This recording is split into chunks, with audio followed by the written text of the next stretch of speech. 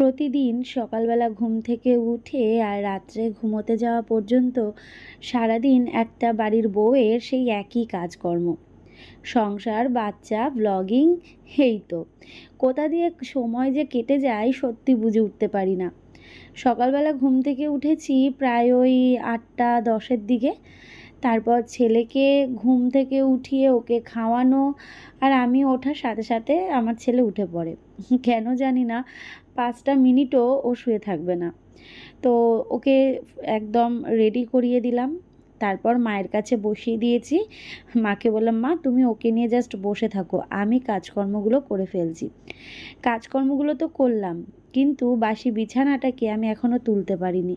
কেন জানো তো? কারণ আমার সোনা পাপা বাইরে কিছুতেই তখন বসছিল না, ও ঘরে থাকবে। তো আমি বললাম যে ঠিক আছে, ওকে ঘরে এখন থাকুক, ও ওপরে খেলুক, কারণ ওর একটা টেডি বিয়ার আছে, সেটা নিয়ে ব্যাপক খেলা করছিল। তো আমি ভাবলাম ঠিক আছে, আমি কাজকর্মগুলো করে নিই, বিছানাটাকে পরে তুলব। এখন একটু অনিয়ম হয়ে যায় এই সংসারের কাজকর্মের দিক থেকে। অনিয়ম বলতে একটু ধরো লেট হয়ে যায়। যেখানে আমি সকাল 7টা 8টার মধ্যে বাসি বিছানাটাকে তুলে ফেলতাম, আর এখন সোনা পাপা হওয়ার পর অনেকটা দেরি হয়ে যায়। আর যদিও ঘুমিয়ে থাকে ব্যাস, তাহলে তো আরও অনেক দেরি।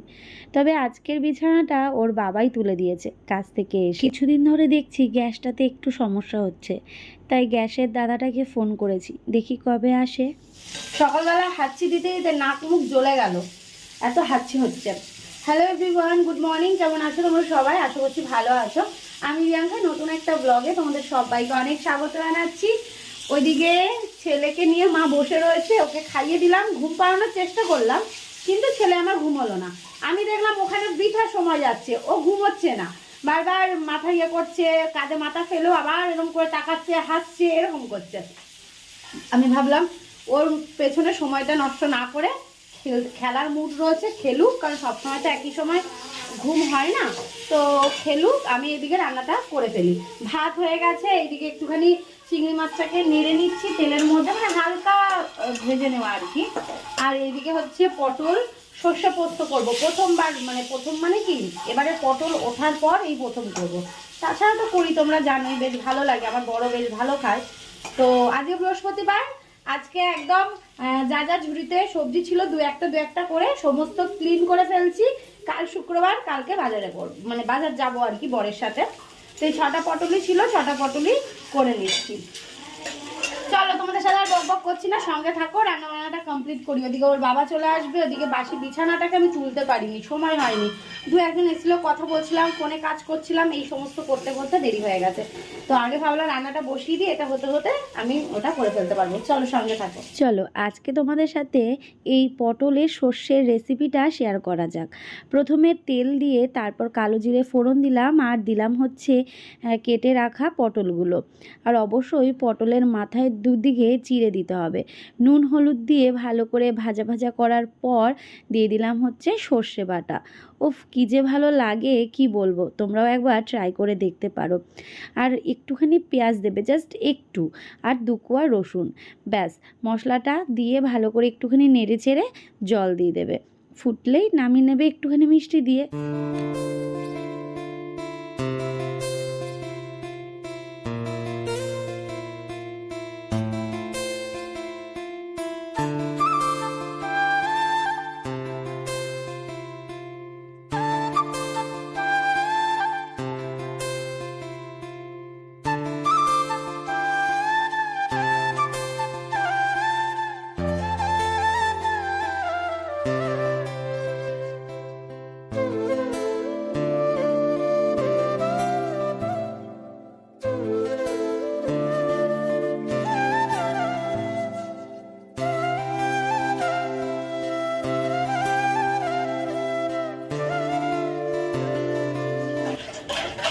কি গরম জল ট্যাঙ্কিতে, হাত দেওয়াই যাচ্ছে না, এত গরম। শীতকালে হাত দেওয়া যায় না, ঠান্ডা, আর এই গরমকালে হচ্ছে গরম। কেমন লাগে বলো তো? তার থেকে আমার মনে হয় মোটর সুইচ দিয়ে দিয়ে কাজ করাটাই ভালো, ট্যাঙ্কিতে না ছিল। ওইদিকে দুটো ওভেনেই হতে রয়েছে, ওইদিকে ভাবছি একটু চাটনি করবো। আর ছেলে তো হামা দিয়ে দিয়ে খালি আমার কাছে আসবে, খালি হামা দিয়ে দিয়ে আমার কাছে আসবে, এক জায়গায় স্থির থাকে না এখন।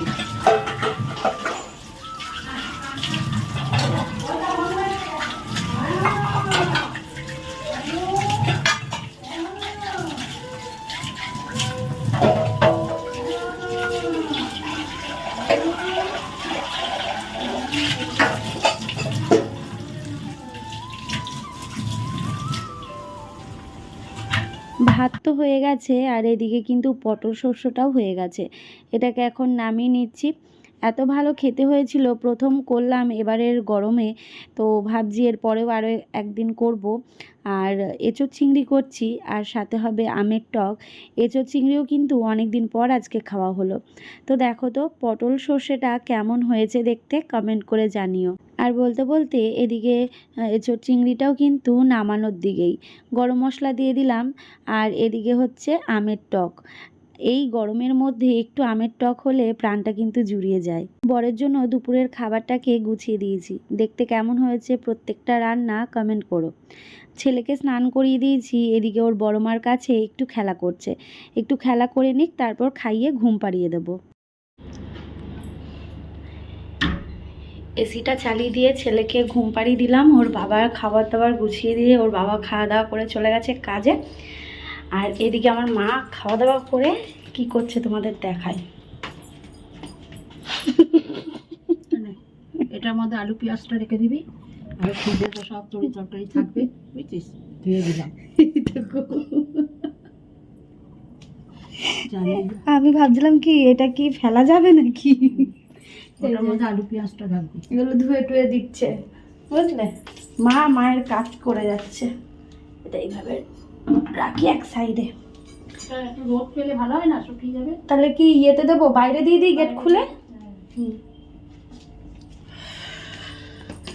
চলো এদিকে ঘরটাগুলো ঝাড়টার দেবো, এই ঘরটাকে ক্লিন করব। বক্স জানলাগুলো ফাঁকা করেছিলাম, আবার বক্স জানলাগুলো ইয়ে হয়ে গেছে।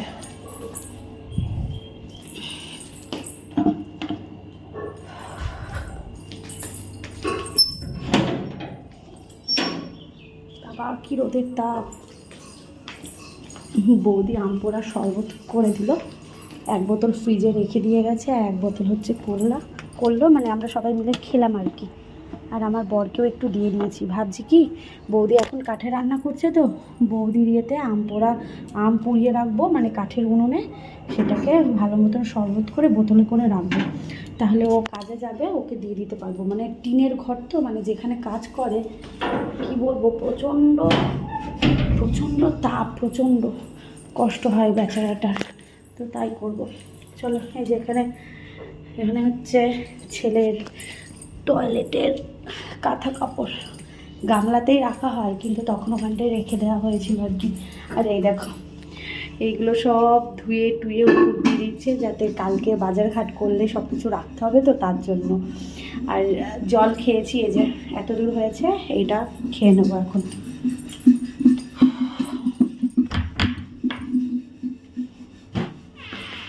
চলো তাহলে পরে দেখা হচ্ছে, ঠিক আছে? সঙ্গে থাকো, মা ওদিকে কাজ করুক, আমি ওইদিকে কাজ করে নিই। আর ছেলে যতক্ষণ ঘুমাবে ততক্ষণ আমরা দুজনে কাজগুলো সারতে পারবো। মা স্নানটা, ও মা এরপরে তুমি স্নান করবে তো? করে নে না হবে, আমি দেরি আছে, আমি ছাদে যাব, তারপরে এগুলো ঘরমরগুলো ঝাড়টার দিই। হ্যাঁ, স্নান করে নাও, দুটো ঘর গোছানো বাকি রয়েছে।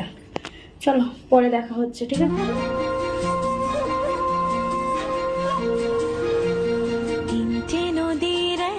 গল্প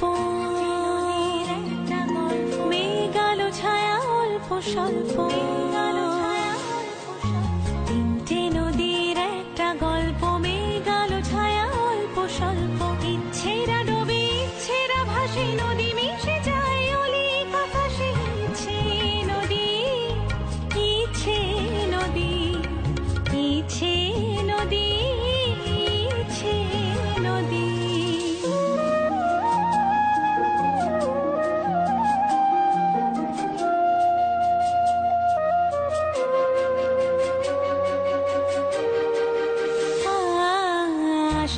সুরে বাজে যে ভৈরবী, ভোর দিন রাত একাকার ছবি।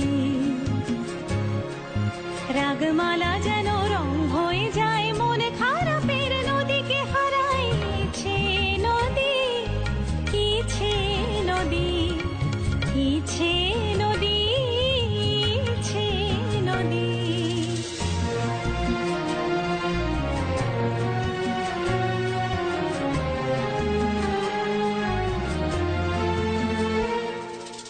ইচ্ছে রাজ পেয়ে গেছে ডানা, ইচ্ছে রাজ পেয়ে গেছে ডানা, ওলট পালট সুরের বাহানা। ইচ্ছে রাজ নৌকার পাল, ইচ্ছে দুপুর, ইচ্ছে সকাল। পুজো দিয়ে এখন যাচ্ছি ছাদে, এই যে জামা কাপড় মেলতে। মাকে বললাম, মা তুমি ছেলের কাছে শুয়ে থাকো, আর আমি তোমাদের একটা জিনিস দেখাই, দাঁড়াও। দেখো এই ব্যানারটাকে এখানে রাখা হয়েছে, আর ওই ব্যানারটাকে এই জিনিসটাতে। অ্যালোভেরা গাছগুলো এত ভালো হয়েছে কি বলবো, সেই শিটং থেকে এনেছিলাম সেটা। আরও বড় জায়গায় রাখলে আরও বাড়বে, তোমাদের দেখাই এক ঝলক। এই দেখো, এই দেখো, দেখেছো কি চওড়া চওড়া হয়েছে এই গাছটা। এটার থেকে বেশি এটা, আর এটাই হচ্ছে শিটং থেকে আনা সেই গাছ। আমি নিয়ে এসেছিলাম, কত যে চারা বেরিয়েছে সাইড দিয়ে কি বলবো, মানে ধরছেই না গাছটা। দেখো এ পাশেরটা তো আরও মোটা, এই দেখো, দেখেছো, দেখো কি চওড়া চওড়া। চলো জামা কাপড়গুলো মেলে দিয়ে আসি।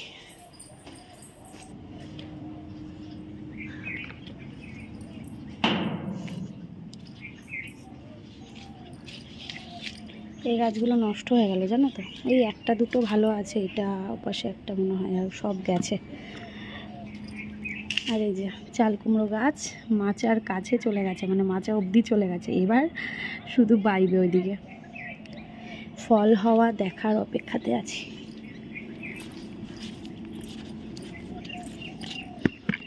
ছাদে এই কাপড়টা দেওয়াতে একটু হলেও ছাওয়া পাচ্ছে। গাছগুলো নালে পুরো এই দুপুরবেলায় ছাদে আসলে দেখতাম নেতিয়ে গেছে, কেমন যেন লাগতো। তো এদিকে জামা কাপড়গুলো একেবারে কাচা ধোয়া করলাম, তার সাথে স্নানটাও সেরে চলে আসলাম পুজো দিয়ে ছাদে। জামা কাপড়গুলো মেলে দিচ্ছি।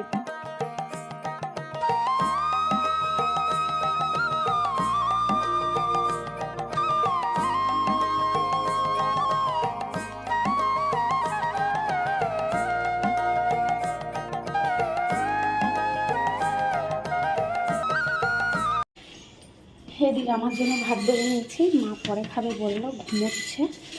আর তোমাদের যেটা দেখাবো সেটা হচ্ছে এই যে 2 লিটার শেষ হয়ে গেছে, আর এই যে 2 লিটার ভরেছি, 4 লিটার আজকে খাবো। আমার মা বলছে যে দেখবো খেতে পারিস কি না, বলছি হ্যাঁ দেখো। তো স্নান করতে যাওয়ার আগে খেয়ে ফেলেছি, এখন আবার ভরে রাখলাম, এখন এটা আবার খাবো সন্ধ্যা পর্যন্ত, বুঝলে। আর এই যে এঁচোড় চিংড়ি আর পটল সর্ষে, এটা এখন দুপুরের খাবার। চলো খেয়ে নিই, খেয়ে নিয়ে ছেলের পাশে যদি আমি ঘুমোতে মানে আমি ওর কাছে শুতে শুতে ও যদি না উঠে পড়ে তাহলে একটু ঘুমোবো, 2 দিন ধরে ঘুম হয়নি। ঘড়িতে বাজে 8টা মতন, আর এদিকে আমাদের ঘরের মানে কারেন্টটাই একটু সমস্যা হচ্ছিল। মানে পুরো বাড়িতে কারেন্ট রয়েছে, কিন্তু এই ঘরটাতে এসিটা চলছিল, কিন্তু লাইটটা হঠাৎ করেই অফ হয়ে গেল। মানে কারেন্ট চলে যায় যেমন সেরকম, ফ্যান লাইট দুটোই অফ, কিন্তু সারা বাড়িতে আলো রয়েছে। আর ঠিক তখনই আমার বর আসলো কাজ থেকে, তো এসেই তো এদিকে কারেন্টের দাদাকে ফোন করলো, তো বলছে যে এমসিবিটা একটুখানি নেড়ে চেড়ে দেখতে। তো অনেকক্ষণ পর ফাইনালি কারেন্ট আসলো। একটু তো টেনশন হচ্ছিল যে কি ব্যাপার, কি হলো, কোথা থেকে কি হলো, একটু তো চিন্তারই বিষয়, তাই না। আর তোমরা বাড়িতে মাকে দেখতে পাচ্ছ না, কারণ মা গেছে বৌদির বাড়িতে টিভি দেখতে। সন্ধেবেলায় কি করবে, তাই ওদের বাড়িতে গেছে, আর আমি ছেলেকে ঘুম পাড়াচ্ছিলাম। ছেলের ঘুমটাও লেগে এসেছে, অমনি বেল বাজলো, বর এসছে কাজ থেকে, ব্যাস ছেলের ঘুমটাও ভেঙে গেল। উফ, চোখ পুরো জ্বলে যাচ্ছে। ঘরটায় হচ্ছে অন্ধকার করে রেখেছি ছেলেকে ঘুম পাড়ানোর জন্য, আর এদিকে বাইরে আসলাম তো, আলো জ্বলছে, চোখ তাকানো যাচ্ছে না। শুভ সন্ধ্যা, সন্ধ্যা বলবো না, এখন ঘড়িতে 8:30 মতো বাজে। বৌদি দিয়ে গেল চাউমিন, সন্ধেবেলা আমরা চাউমিন খেলাম। আর মা রয়েছে বৌদির বাড়িতে।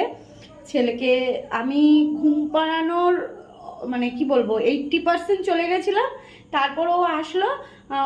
ওর আওয়াজে আমাকে বাইরে বেরোতে হবে, তো ওই বেরোলাম গাড়ির আওয়াজে, উঠে পড়লো, কারণ আমাকে কোলে কোলে নিয়েই বেরোতে হয়েছে, যেহেতু আমার মানে কাঁধে ছিল, ওকে তো রেখে যেতে পারবো না, কারণ ঘুমটা তখনও পুরোপুরি হয়নি, জেগে গেল। তারপর বাবা আসলে যা হয় আর কি, বাবার সাথে একটুখানি ইয়ে করে নিয়ে খেলাধুলা করে যে এখন ও ঘুম পাড়াচ্ছে। তো রান্না করব আজকে রাতে রুটি আর সোয়াবিনের তরকারি হবে, আর ফ্রিজে মিষ্টি রয়েছে, ব্যাস এই দিয়ে আজকে খাওয়া হয়ে যাবে। আগামীকাল শুক্রবার। এতক্ষণ বরের সাথে বসে বকবক করছিলাম যে কি গো কালকে কখন আমাকে বাজারে নিয়ে যাবে, বলছে তোমার কি ঘুম হবে আজকে রাতে? আমি বলছি যে হ্যাঁ ঘুম হবে, তুমি আমাকে নিয়ে যাবে কখন বলো। তো যাকে এই কথা আলোচনা করতে করতেই আসলাম রান্নাঘরে। মা এদিকে সমস্ত কিছু গুছিয়ে দিয়ে গেছে। এই যে এখানে সব কিছু কাটা রয়েছে, টমেটো, পেঁয়াজ, রসুন, এখানে আলু কেটে দিয়েছে, এই যে সয়াবিন করবো, আলু আর আটাটাও মেখে দিয়ে গেছে। মা সব বোঝে যে এটুকু যদি আমি এগিয়ে দিই তাহলে মেয়েটার সুবিধা হবে। তো যাকে এগুলো আমি মানে রান্না বসাই, আর ফ্যানটাকে এখানটায় চালিয়ে দেবো। এই যে এই ফ্যানটাকে এই যে চার্জ দেওয়া হয়ে গেছে, এখানটা না দিলে আমি এখানটা দাঁড়িয়ে রান্না করতে পারবো না, এত গরম কি বলবো। আর হঠাৎ করে আমাদের কারেন্ট কি হলো।